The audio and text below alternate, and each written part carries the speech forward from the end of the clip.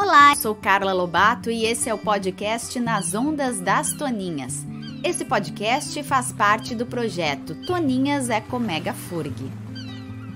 No podcast de hoje a gente vai bater um papo sobre a pesca e a sobrepesca, que é quando a pescaria se torna predatória por impactar a biodiversidade de forma muito forte. Nesse bate-papo, conversamos com 3 gerações de professores da Universidade Federal do Rio Grande. O professor Eduardo Sec, com o Gustavo, que é pesquisador e professor da FURG, e o professor Manuel Raimovich, sobre a questão da pesca exploratória na costa do Rio Grande do Sul. Bora lá ouvir esse papo que rolou no Balneário Cassino, e a conversa foi com a Ana. Ana, tudo contigo agora. Olá, professor Eduardo. Eu sou Ana Clara Tissot. O senhor poderia falar um pouco para nós qual seria o tipo de pesca que mais impacta com morte de toninhas por captura acidental? A pesca de emalhe é a arte de pesca que mais captura toninha. E ela captura muitas outras espécies, não é só toninha. Captura tartaruga, captura tubarões, raias, várias espécies que estão ameaçadas. Ocorre geralmente no meio da primavera até o outono, né? Então, nesse período é o período onde tem a maior sobreposição da distribuição da toninha com as pescarias de curvê. Mas no inverno, a frota pesqueira concentra na captura da pescada, tá? Da pescadinha.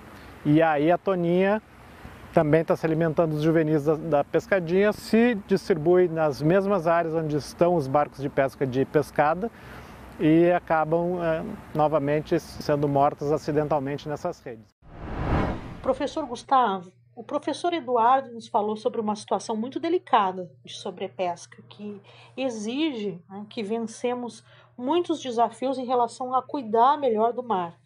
Na sua opinião, o que levou a vivermos uma situação como esta, em que passamos de uma abundância muito grande de peixes para um mar com poucos peixes? Ao longo do tempo, as normas foram sendo feitas de uma maneira que a gente chama de apagar incêndio, né? Quando surgia um problema, depois de surgir um problema, os órgãos responsáveis, muito subsidiados pela produção científica das universidades, todo o Sudeste e Sul, eles se reuniam e faziam uma medida de gestão pesqueira para tentar diminuir um problema.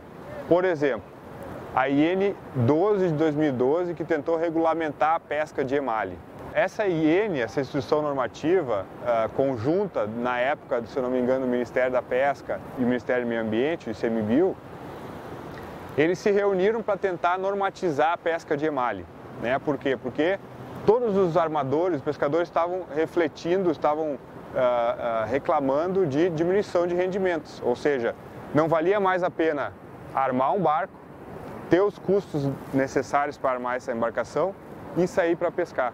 Porque a quantidade de peixes disponíveis para pescar não pagava as despesas que os armadores têm antes de sair para pescar. Então se reuniu, se tentou fazer uma série de limitações de esforço de pesca, né? Se disse, por exemplo, que do Chuí até uma certa região aqui antes dos moles da Barra de Rio Grande, se poderia pescar somente 5 milhas para fora, depois 4 milhas para fora para o norte, se delimitou uma diminuição no tamanho de rede ao longo do tempo, só que ao mesmo tempo os arrasteiros de fundo poderiam continuar pescando de 3 milhas a partir da praia, 3 milhas para fora.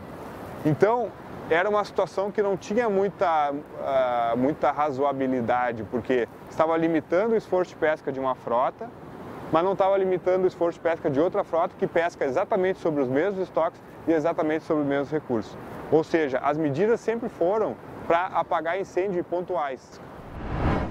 Eduardo, o professor Gustavo nos falou que a sobrepesca tem sido um resultado da falta de gestão da pesca no país. E, por óbvio, da falta de um equilíbrio entre a capacidade do mar de suportar muita atividade pesqueira. Vou te dar um exemplo.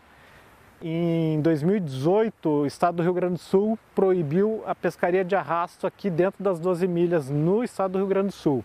Se projeta que com essa proibição, essas espécies que são alvo da pescaria de emalhe, elas recuperariam suas abundâncias, portanto, recuperando essas abundâncias, elas ficariam mais disponíveis para esse pescador do emale e até para o próprio pescador de arrasto fora das 12 milhas. Então, estamos fazendo algumas coisas para recuperar os seus estoques pesqueiros, que foram colapsados em grande parte, para que a sua atividade pesqueira seja conciliada com os interesses de conservação do meio ambiente. A gente não tem uma comprovação científica ainda porque é muito cedo, né? A proibição aconteceu no final de 2018, mas o Laboratório de Recursos Pesqueiros Demersais ali da FURG está juntando informações e conversas, né, informais com os pescadores e principalmente com os pescadores esportivos aí na costa, eles já reportam que está melhorando. Agora, isso não é suficiente para a gente tem que ir com um método científico mostrar que realmente essa recuperação está acontecendo. Professor Raimovich, conversamos com o Eduardo, com o Gustavo sobre a questão da sobrepesca e uma das questões que eles nos falaram foi sobre a proibição da pesca de arrasto de camarão na costa do Rio Grande do Sul. O que o senhor poderia nos dizer em relação a isso?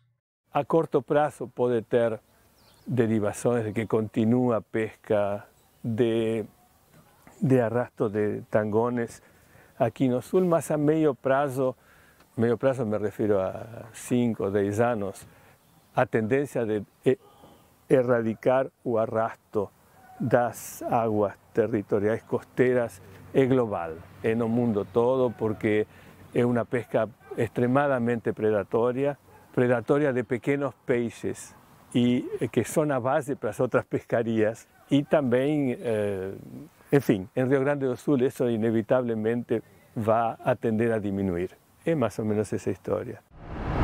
Como é bom perceber e constatar os resultados reais das pesquisas desenvolvidas nas universidades. Conhecer essas políticas desenvolvidas em conjunto entre o conhecimento científico e o conhecimento tradicional, propondo uma visão conjunta, faz a gente acreditar que um futuro mais sustentável para a pesca é possível. Ficou curioso para saber como foram essas entrevistas na íntegra?